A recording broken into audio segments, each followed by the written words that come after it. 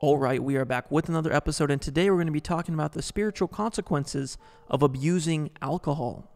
And before I get started on why I think there are spiritual consequences to abusing alcohol, I'm going to tell you how alcohol is used in many different religions, which I find very interesting. I'm going to talk about two religious examples of how alcohol is used, and from this we're going to talk about the spiritual consequences of alcohol. So in voodoo, in the voodoo fate of Haiti, alcoholic drinks, such as rum, are consumed to be able to allow spirits called Iwa to enter one's body and help them find the motivation for or strength to survive everyday struggles or life. In the Shinto religion, sake is often consumed as part of Shinto purification rituals. Sake served to gods as offerings prior to drinking are called omeki.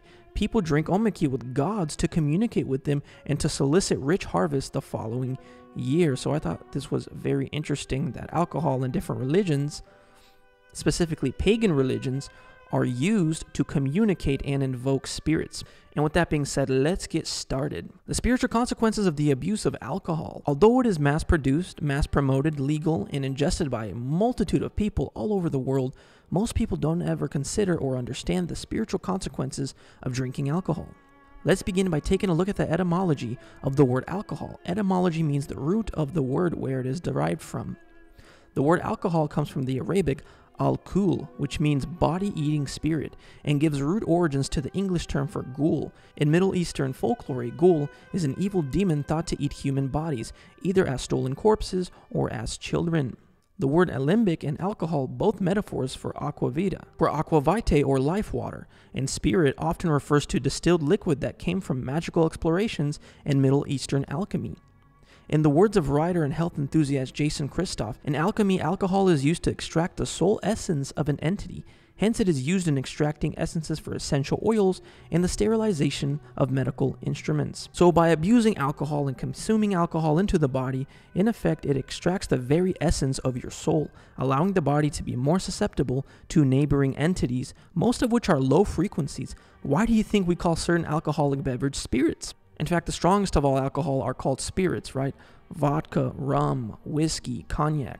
That is why people who consume excessive amounts of alcohol often black out, not remembering what happened. So yeah, that's all very true. Think of your body like a car, and your soul is driving the wheel. When you get really intoxicated of alcohol, especially spirits like vodka, cognac, rum, whiskey, your soul basically lets go of the wheel, and neighboring entities take over. That's why you black out, and your memories are completely cut off. It's not you taking over anymore. Our bodies are cars for spirits. If one leaves, another can take the car for a ride. Essentially, when someone goes dark after abusing alcohol or polluting themselves in many other ways, their body often becomes possessed by another entity. This is what basically happens when you get blackout drunk, when your memories are cut off, when your voice slightly changes, and you start doing a bunch of regretful things that you don't remember doing, because maybe it's not you doing these things. When you abuse strong alcohol, such as spirits, like I said, vodka, whiskey, rum, cognac, stuff like that, your body becomes more susceptible to entities, and once the entities take hold of your body, they have a straight up field day. They take it for a joyride. They use the body to play out all kinds of dark acts such as violence, low-level sexual encounters, destructive behaviors, and a whole lot more.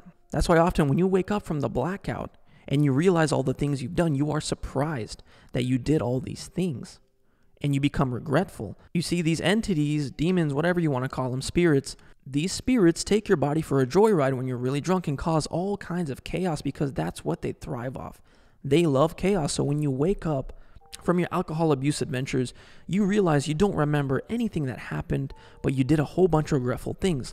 Like maybe you cheated, maybe you got violent, maybe you did a lot of weird, embarrassing, chaotic stuff. Because in those moments when you blacked out, your body was taken over by something else. Another interesting fact to mention about alcohol is advertising and psychology. A master teacher of this subject illuminated the fact that most alcohol advertisements are embedded with hidden messages and images, not typically perceivable to the common sight, yet perceived through the subconscious. Knowing how powerful the subconscious is in our decision-making, feelings, reactions, belief, the slick sales team of alcohol, as well as tobacco and other products, use the sinister technique to trick us into buying their products and joining the societal cult of mental apathy and cultural obedience. Many of these hidden messages and images were extremely sexual.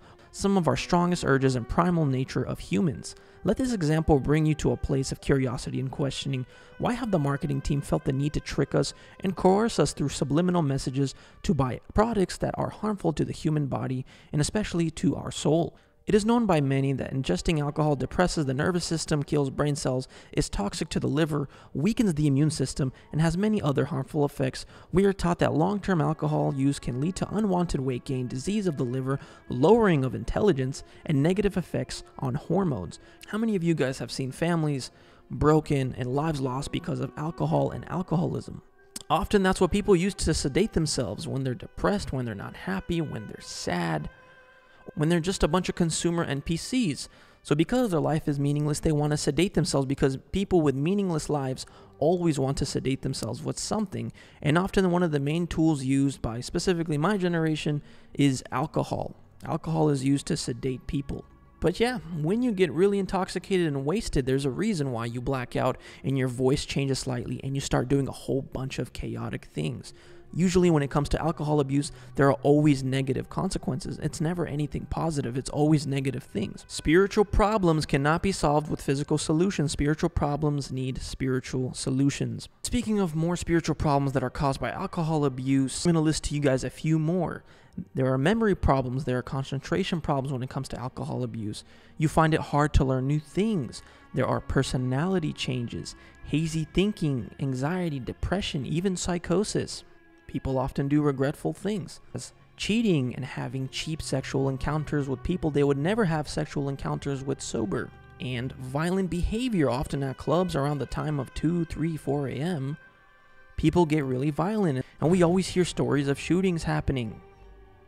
Because like I said, these entities, they are chaotic. That's what they feed off of, negative energy and chaos.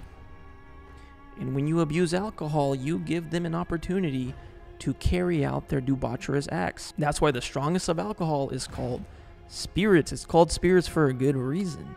As I mentioned in my other videos, the principle of magic and witchcraft is that they have to let you know what they're about to do. So when you're getting intoxicated off of spirits, you're actually getting intoxicated off of spirits. When you abuse spirits, you're getting abused by spirits.